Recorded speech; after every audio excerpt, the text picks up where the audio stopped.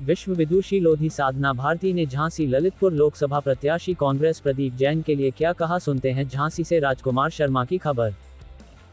मुख्यधारा का मीडिया भी हमारी उन बातों को उठाने का काम आज की डेट में नहीं करता है। ये हमारी एक और पीड़ा है जिसको मुझे लगता है हम हमेशा से रखते आए हैं। और आप पत्रकार बंधुओं से यही निवेदन है कि जो हमारी जो जनता के मुद्दे, चाहे वो जातिगत जनगणना हो, हमने पहले भाजपा ने वादा किया लेकिन उसे नहीं पूरा किया, हलफनामा दे दिया जातिगत जनगणना नहीं करा सकते। हमने वादा किया है कि SC ST OBC से सर्व समाज में के हितों के लिए संख्या बल के अनुपात में सभी जगह पर हिस्सेदारी कराने के लिए जातिगत जनगणना कराएंगे और हम कराकर दिखाएंगे, जैसे हमने किसानों का।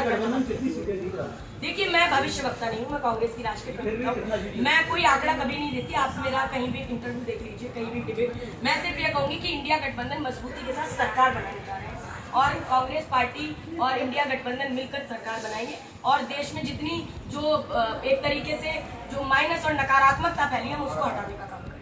बीजेपी लगातार कहती है कि देखिए, 70 साल में अगर कांग्रेस ने कुछ नहीं किया तो IIT, IIM, एम्स, इतने सरकारी स्कूल जबकि भाजपा के नेता जिन स्कूलों से पढ़े होंगे वो भी कांग्रेस नहीं बनवाए होंगे। आज आपके हाथों में मोबाइल फोन है, ज्यादातर पत्रकार मोबाइल से रिकॉर्डिंग कर रहे हैं। ये किसकी देन है? ये आदरणीय राजीव गांधी जी की देन है। आतंकवाद से लड़ने का काम हमने किया, देश को आजाद कराने में कांग्रेस की एक अहम भूमिका रही, देश के लोगों ने कुर्बानियां दी। लेकिन भाजपा के लोग क्या कर रहे थे, RSS के लोग उस समय क्या कर रहे थे? वो तो माफीनामा लिखकर भेज रहे थे, देशभक्तों के खिलाफ झूठी गवाहियां दे रहे थे। तो मुझे लगता है कि ऐसे लोग जिन्होंने देश के लिए अपनी उंगली तक शहीद नहीं कराई, वो कांग्रेस जैसी पार्टी पर उंगली उठाने का काम ना ही करे तो ज्यादा अच्छा है। और पहले तो पिछड़े वर्ग की बात करते हैं तो उमा भारती जी का इतना अपमान क्यों किया? मुख्यमंत्री पद से तो हटा ही दिया, जैसे तड़ी पार कर दिया जाता है किसी अपराधी को बिना अपराध के। मेरी दादी समान उमा भारती जी को बताइए, मध्य प्रदेश की राजनीति से तड़ी पार कर दिया और आज तो स्टार प्रचारकों की सूची तक में नाम नहीं दिया। अब मुझे नहीं पता उसके बावजूद आदरणीय उमा जी क्यों गुना में आई थी, क्योंकि मैं वहां की सह प्रभारी रही, मैंने देखा क्यों प्रचार करनी है कि सोचनी है विषय।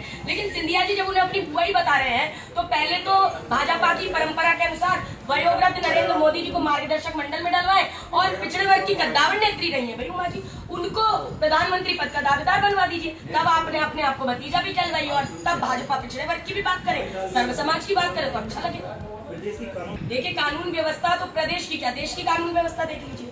आज कानून व्यवस्था भी ऐसी है और चुनाव आयोग पर भी मैं एक प्रश्न तो जरूर करूंगी चुनाव आयोग से कि देश के प्रधानमंत्री पद की गरिमा को गिराते हुए जब देश के प्रधानमंत्री जी एक विशेष समुदाय का नाम लेते हुए रैलियां करते हैं तो चुनाव आयोग कहाँ सो रहे हैं? चुनाव आयोग के लोग कहाँ? चुनाव आयोग हमारा क्यों नहीं संज्ञान लेता? जब अमित शाह जी एक कांग्रेस के नेता का जनाजा तक उठाने जैसा शब्द बोल देते हैं तो क्यों नहीं उन पर कार्रवाई की जाती है? क्या चुनाव आयोग या कोई स्पेशल संस्था है जो सरकारी संस्था है संवैधानिक, वो क्या विशेष एक पार्टी के लिए काम करेंगे क्या? इस देश में तानाशाही नहीं चलेगी, ये राजतंत्र नहीं है, लोकतंत्र है और लोकतंत्र में जनता राजा होती है, जनता का ही शासन चलता है, जनता के द्वारा जनता के लिए जनता का शासन लोकतंत्र कहलाता है। यहाँ तो मोदी जी बात करते हैं, मोदी जी और अमित शाह जी ने जो कह दिया वही भाजपा मानती है। ना तो किसी का फोटो लगाया जाता है, कोविशील्ड पे सवाल उठ जाता है तो मोदी जी अपना फोटो हटवा लेते हैं। तो ये फोटो की और इवेंट मैनेजमेंट की राजनीति भाजपा कर रही है, तोड़ने की राजनीति भाजपा कर रही है, लेकिन जोड़ने की राजनीति हमेशा कांग्रेस ने की है और हम जोड़ने के लिए हमेशा आगे रहेंगे और जोड़ने की बात करते हुए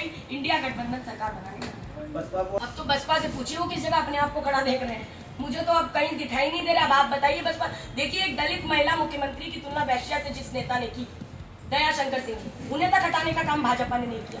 आज मुझे लगता है कि बसपा को आदरणीय मायावती जी वो आगे आकर दलितों के हक की लड़ाई अगर लड़नी है तो मुझे लगता है इंडिया गठबंधन से अच्छा कोई रास्ता नहीं था। लेकिन ठीक है, अब उनका है, अब आप उनसे पूछिए उन्होंने क्या रास्ता इख्तियार किया है, कैसे दलितों का भला होगा, कैसे आदिवासियों का भला होगा, कैसे पिछड़ों का भला होगा, क्या इनके साथ रहकर होगा जिन्होंने मतलब आने पर तो सारे मंत्रियों के आगे उनकी जात लिखने का काम कर दिया कौन से वर्ग से।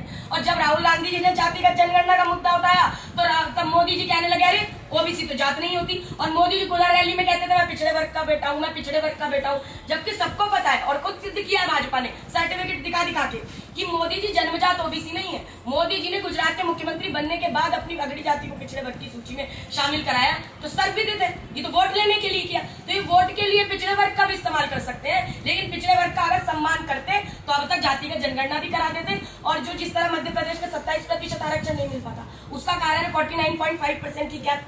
तो जब पूर्ण बहुमत में सरकार की तो उसे हटा देना चाहिए था, क्यों नहीं हटाया? हम आएंगे तो इस पर भी हम कार्रवाई करेंगे।